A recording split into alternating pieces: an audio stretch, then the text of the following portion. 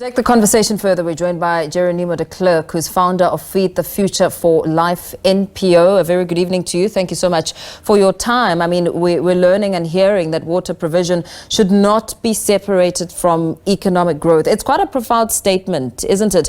Especially as we consider what's at stake. Thank you so much for having me, and good evening to you and to your listeners as well. I think the topic is a very good topic. Overall, I always say that water access shouldn't be a privilege. Water access needs to be given to our people, especially the poorest of the poor. In the recent cases where we also saw that there's a struggle with water and the water issues within our community. So therefore I say that that shouldn't be a privilege because it's a human right. As you say that, perhaps let's talk about the challenges and the impact of not having water in our day-to-day lives, and as you interact with community members, what have you measured? The deep impact of the communities and the informal settlements and the communities that we are working in. The main thing that we as Feed the Future in our position when it comes to water, we normally test water, and what we normally do is that we map our water and the daily use of water and how people get access to water, and especially the backyard dwellers, especially those heavily impacted, of course, of poor access to water. Poor access obviously leads to sickness and as you know, the overcrowding spaces within Cape Town communities, and not only Cape Town, in the broader Cape Town, access to water can be a very difficult thing, and therefore we as NPOs, NGOs, we map out how many people have access to water, how many people have a privilege to water, as many would say, and how many have it as a human right. And particularly in the home, my team spoke about this thing this evening earlier when we received the invitation to you. We spoke about the deep impact of the vulnerable groups, and of course the many informal settlements. They lack the basic water infrastructure, and when it comes to flooding and a lot of heavy rains, and then there's also, because of poor infrastructure of our water systems, and then that can also then damage further the infrastructure of the water systems, of course. So that's why I think tonight is actually it's a privilege to be speaking of these things, but then on the other side, there's also, I'm very happy that I could raise these things amongst our communities, and I'm very happy to represent those communities that doesn't have access to water.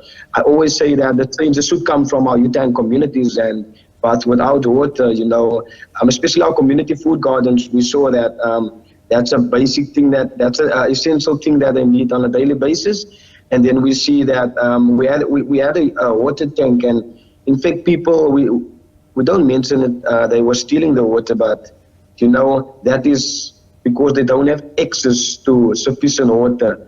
We have people where we see 20 people is living on 1 yard, and then there's only, then they're on a drip system, of course, because of the poor infrastructure of water.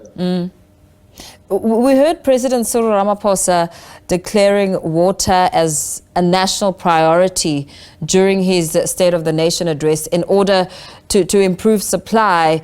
I mean, you mentioned several challenges there that affect people directly on a day-to-day. You speak about water being stolen because there are no other alternatives. What kind of measures do you think the national water strategy needs to have in place as you consider all the challenges that are faced on a day-to-day and the impact on one's infringement when it comes to human rights? I think the responding to the water crisis, first of all, that's very important. I think working on emergency responses, particularly when water shortages and floods and these kind of things. So our position as Feed the Future, what we do is we advocate for water justice. And at the very same time, we're fighting against policies, that is mainly privatized water. And we also support community food gardens to ensuring that local food systems and local food gardens, have access to sufficient water, but at the very same time, demanding government accountability is also very, very important. And I think that phrase, demanding the government accountability, should be one of the main things that we should be looking at, especially what you mentioned, what President Cyril Ramaphosa also has mentioned. Pushing that, policies that prioritize water, policies that prioritize the need, that prioritize people at the very same time. And then we also need to look at our climate change. We can't separate water justice from climate justice.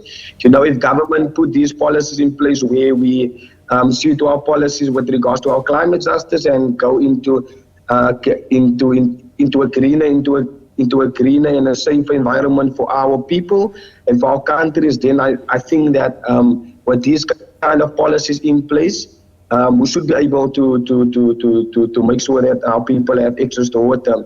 And particularly what the Climate Justice Charter movement also has been put in place. It's a Climate Justice Charter where we have asked Parliament as well to adopt the charter, and where it supports a clean and a healthy environment, where it supports efficient water for our people, especially the poorest of the poor, and where it also makes sure that our people, we can fight hunger.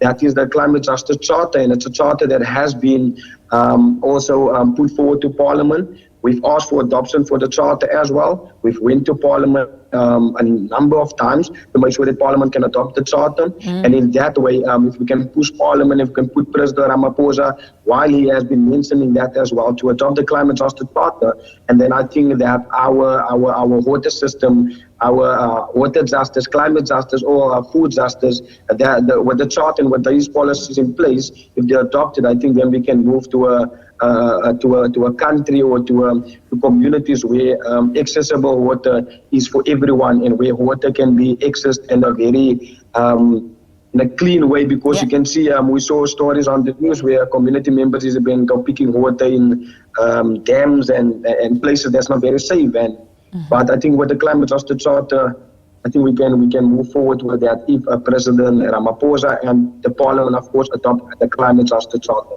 Yeah, absolutely. Thank you so much for weighing in on the conversation. I mean, climate change is, for one, very important, because we're learning that the impacts of climate change could change things rapidly for the worse. Wrapping up that conversation with Geronimo De Klerk, who's founder of Feed the Future for Life NPO, speaking about the impact of a lack of water in local communities.